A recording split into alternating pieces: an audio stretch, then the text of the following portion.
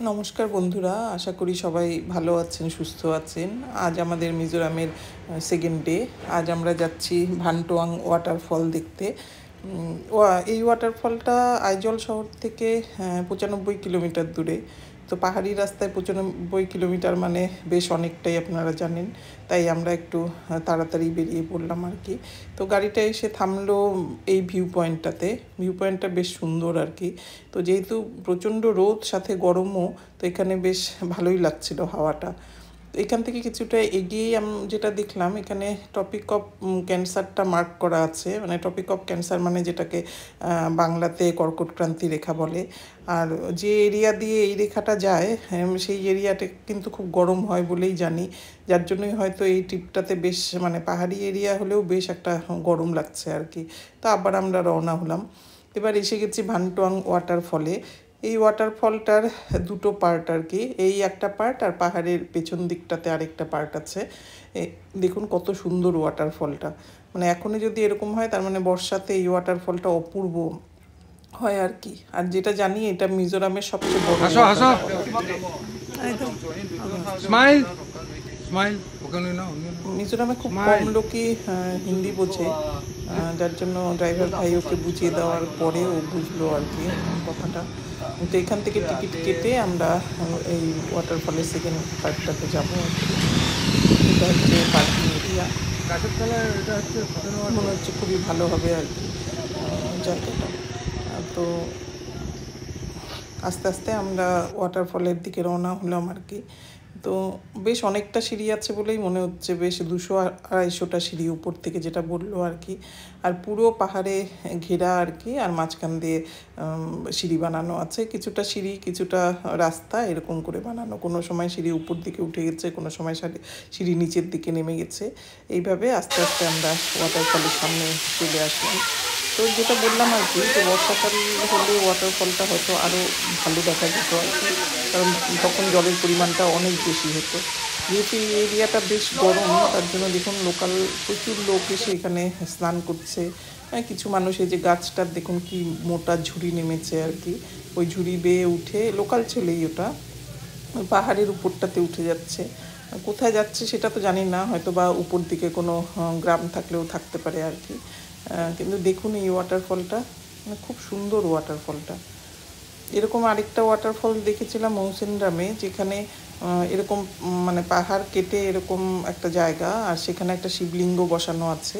আর উপর থেকে শিবলিঙ্গের মাথায় টপটপ করে জলটা পড়ছে। মানে খুব অপূর্ব লেগেছিল জায়গাটা দেখে। এই জায়গাটাও প্রায় অনেকটা সেরকমই আর কি। শুধু এখানে শিবলিঙ্গ নেই, এখানে যা হয় সবাই এসে ওয়াটারফলটাকে এনজয় করছে। তবে বর্ষাকালে আসতে পারলে আরও বেশি ভালো লাগতো বলে মনে হয় আর কি। খুব বেশি ট্যুরিস্ট, যেটা বলি যে মিজোরামে নেই, মিজোরামে ট্যুরিস্ট খুবই কম আর কি, যার জন্য ঘুরে হয়তো আরও বেশি ভালো লাগছে। এই ওয়াটারফলটাতেই আমরা আর আরেকটা ফ্যামিলি ছিল, আর বাকি যারা ছিল তারা সব কিন্তু লোকাল মানুষ আর কি। দেখুন রাস্তাটা। এবার আমরা যাচ্ছি, এখান থেকে একটা লেক আছে, ওই লেকের এটা শর্ট রুট বলে একটু রাস্তাটা।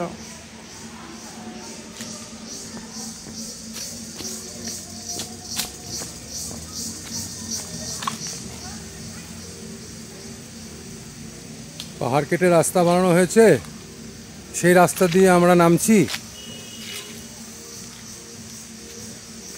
নেমে একটা লেকের কাছে যাব।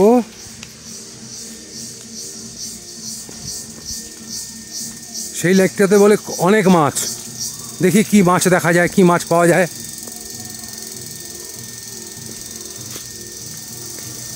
ভাজা করে খাওয়া যায় নাকি।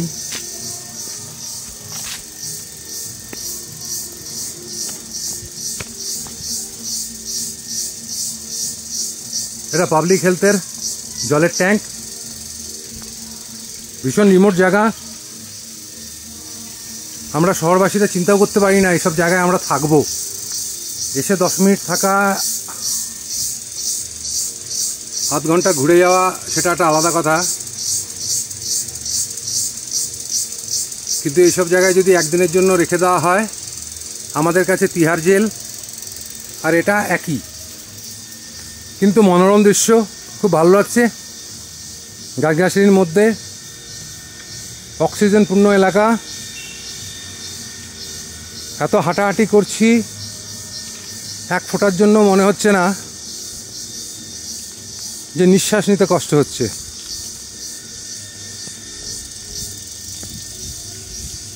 এই সেই জলাশয়।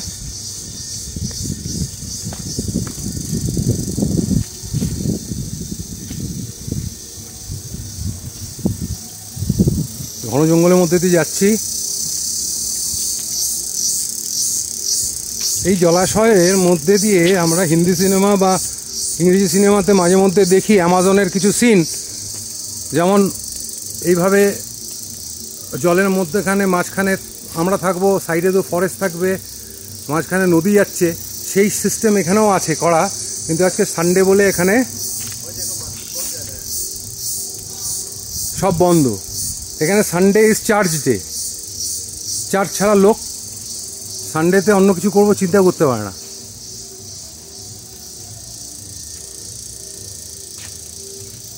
হয়তো আজ সানডে না হলে আমরাও একটা অ্যামাজনের থ্রিল নিতে পারতাম।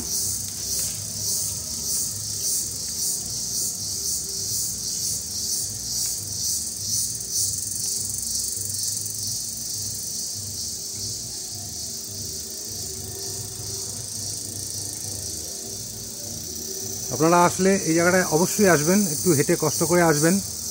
নামতে অবশ্য কোনো প্রবলেম হবে না, ওঠার সময় একটু প্রবলেম হলেও হতে পারে। তবে প্রচুর অক্সিজেন আছে এই জায়গাটায়, মনে হবে না কোনো অসুবিধা হবে।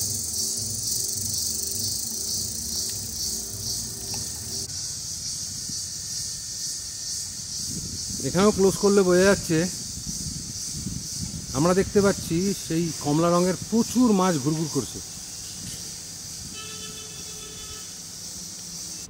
হাঁটাহাঁটি করে সবারই প্রচণ্ড খিদে পেয়ে গেছে। তো এই রেস্টুরেন্টের সামনে এসে গাড়িটা দাঁড়ালো। এই ভান্টুয়াং ওয়াটারফল দেখতে এসে আপনি যদি লাঞ্চ করতে হয় তাহলে কিন্তু এখানে সব এরকম টাইপেরই রেস্টুরেন্ট আছে, চারিদিকে যা দেখলাম আর কি, মানে রাস্তার দুপাশ দিয়ে এরকম সমস্ত রেস্টুরেন্ট। চলুন আপনাদের একটু রেস্টুরেন্টের ভিতরটাও ঘুরিয়ে দেখাই আর কি, যে ভেতরে কি আছে। ভিতরে মোটামুটি সব জিনিসপত্রই আছে, চিপসের থেকে আরম্ভ করে সব কিছুই। আর তাছাড়া এখানে আপনি চাও খেতে পারেন, ম্যাগি চাইলে ম্যাগিও খেতে পারেন, আর বাকি ওদের লোকাল খাওয়ারও কিছু পাওয়া যায়। তো লাঞ্চ এখানেই করতে হবে, কারণ চারিদিকে সব এই রেস্টুরেন্টই আছে। তো আমরা এখানে লাঞ্চটা সেরে নেব আর কি, সেরে নিয়ে আবার বেরিয়ে যাব আইজলের উদ্দেশ্যে। দেখুন মোটামুটি সবই আছে আর কি, আটাও আছে, তার মানে হয়তো বা রুটিও বানানো হয়। এই যে বাইরেটারও যতগুলো দেখুন, এই সামনে যেগুলো, এগুলো সব এরকম রেস্টুরেন্ট। মানে ওয়াটারফলটা ঘুরে এসে সবাই এখানে এসেই দাঁড়ায়, তারপরে খাওয়া দাওয়া সেরে তারপরে রওনা হয় আবার আইজলের উদ্দেশ্যে। তো ড্রাইভার ভাই আবার আমাদের একটা ভিউ পয়েন্টে নিয়ে আসলো। আর যেটা বললাম, মিজোরামের সব দিকই অপূর্ব সুন্দর। আর যেহেতু ভিড়ভাড়টা ভীষণ কম, যার জন্য প্রচুর পরিষ্কার আর কি এইসব জায়গা। দেখুন মনে হচ্ছে চারিদিকে সব ফরেস্ট আর কি, কিন্তু অ্যাকচুয়ালি না, এগুলো গ্রামে এইসব জায়গায় প্রচুর বাড়ি আছে। তো ক্যামেরাতে তো অত দেখানো সম্ভব না আর কি, কিন্তু এই প্রত্যেকটা পাহাড়ে একটা করে গ্রাম আছে আর কি, যেটা দেখে মানে সত্যি খুব ভালো লাগলো। তো এই ছিল আজকের আমার ভিডিও। আশা করি বন্ধুরা আপনাদের ভালো লাগলো। যদি আপনাদের ভালো লেগে থাকে তাহলে লাইক, শেয়ার, সাবস্ক্রাইব অবশ্যই করে দেবেন। দেখুন কত সুন্দর সিনারি চারিদিকে, আর এত নিট অ্যান্ড ক্লিন, মানে সত্যি কমই দেখা যায় এখন আর কি। আপনারা পারলে একবার অবশ্যই মিজোরামটা ঘুরবেন। তো আজকের মতো ভিডিওটা এখানেই শেষ করছি বন্ধুরা, বাই।